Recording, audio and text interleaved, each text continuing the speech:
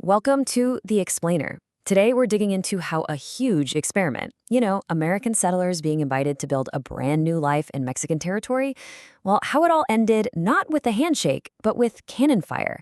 This is the story of how simmering disagreements over laws and culture totally exploded into the Texas Revolution. So what's the actual breaking point? I mean, when does a disagreement over a piece of paper, a law, become a real reason to go to war? That's the question right at the heart of this whole story. And we're going to trace the exact steps that took these settlers from just asking their government for changes to pointing cannons at its soldiers. At its core, this was really a story of two completely different worlds colliding. You had Anglo-American settlers, right? They grew up with ideas like local self-government and Protestantism. And then, bam, they're suddenly living under the authority of a distant, centralized, and officially Catholic government down in Mexico City. This was way more than just a language barrier. It was a fundamental clash of values that was going to create friction from day one.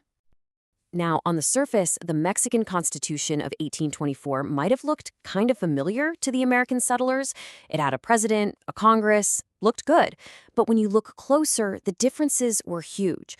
First off, Catholicism was the state religion. That's a massive shift from the separation of church and state they were used to. But even more important, they had zero voice in making these rules. They were just expected to live under a system they had absolutely no part in shaping. And, it really didn't take long for that friction to spark into an actual revolt. The Fredonian Rebellion in 1826 was, a pretty small failed uprising in Nacogdoches. But its impact, it was huge. For the Mexican government, this was the first real red flag, a serious warning that their control over this northern territory was anything but guaranteed. You can literally trace the path to war right here. That failed rebellion in 26, it directly led to Mexico sending a general, Miguel y Terán, to go see what was going on. His report in 28 was a total bombshell. He basically warned that Texas was becoming more American than Mexican, and that alarm bell in his report, it led directly to the Mexican government's next big move, a drastic law in 1830 designed to slam the doors shut. And that crackdown came in the form of the Law of April 6, 1830.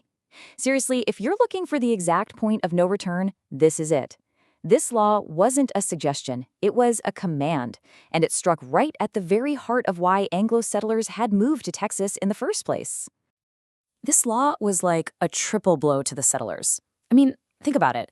By stopping immigration from the U.S., it cut them off from their friends, their family, their whole culture. By canceling land grants, it basically destroyed their financial futures. And by banning slavery, it threatened to collapse the entire cotton-based economy they were trying to build.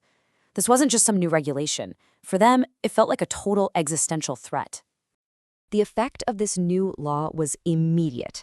Over in a town called Anahuac, a Mexican officer named Bradburn started cracking down hard, making arrests that the settlers felt were completely unjust. The response was just as fast.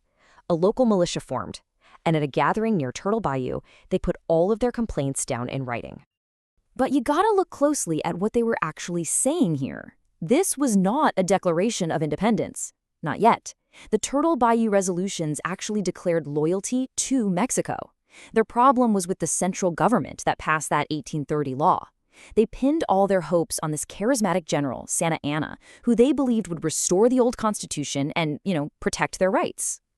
They truly believed Santa Anna was their ally, their champion against a controlling central government. That belief, though, well, it was about to be completely and totally shattered. But before all the fighting, there was one final, desperate attempt at negotiation. The settlers still believed there was a path to solve this thing peacefully, a way to work within the Mexican system to get what they wanted. So they got organized. They held these formal conventions in 1832 and again in 1833, bringing delegates together from all over the settlements. Led by Stephen F. Austin, they drafted a really clear set of demands. Reopen the border to U.S. immigration, and this was the big one, grant Texas separate statehood within Mexico. This was them trying to do things by the book. But this whole step-by-step process, it just ended in total disaster. The Texans organized themselves, they wrote up their petitions, and Stephen F. Austin himself hand-delivered them all the way to Mexico City. And the government's response? They pretty much ignored every single request. And then they arrested Austin, their chief diplomat, and threw him in jail for treason. So with their lead negotiator locked up, the message to the settlers was crystal clear. The time for talking was over. The Mexican government had just slammed the door on any chance of a peaceful solution. With diplomacy dead in the water, it was really only a matter of time before some little spark would ignite the whole fire.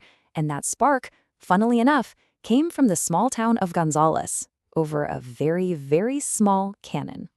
Get this. The whole conflict started over this tiny little cannon. The Mexican army had actually loaned it to the settlers in Gonzales a while back for defense against raids. But now, with tensions boiling over, a commander sent 100 soldiers to go get it back. The settlers just flat out refused. For them, this wasn't about a piece of artillery anymore. It was about finally making a stand. And in what's become this legendary act of defiance, the settlers basically dared the soldiers to do something about it. They made a flag with a simple, powerful message: come and take it. This flag became the iconic symbol of the whole revolution. And when the Mexican troops advanced, the first shots were fired. The war for Texas independence had officially begun. Gonzales was just the start. The Texans followed it up with 2 more shocking victories that nobody saw coming. They seized a fort at Goliad, capturing a ton of crucial supplies, and then they took the biggest prize of all, the strategic city of San Antonio. I mean, this string of early successes was almost unbelievable. You just have to imagine the psychological shift this caused. This ragtag militia, mostly made up of farmers, had just beaten trained soldiers and captured major military strongholds. The confidence this created was just immense. The whole conversation changed overnight from demanding rights within Mexico to fighting for independence from it.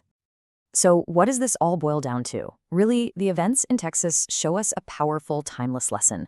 When a government stops listening to its people, when it breaks its promises and closes the door on any kind of peaceful change, well, it often leaves them feeling like they have only one option left: conflict.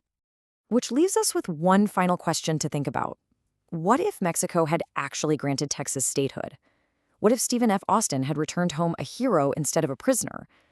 How might the entire history of North America be different if that one last desperate attempt at peace had actually worked?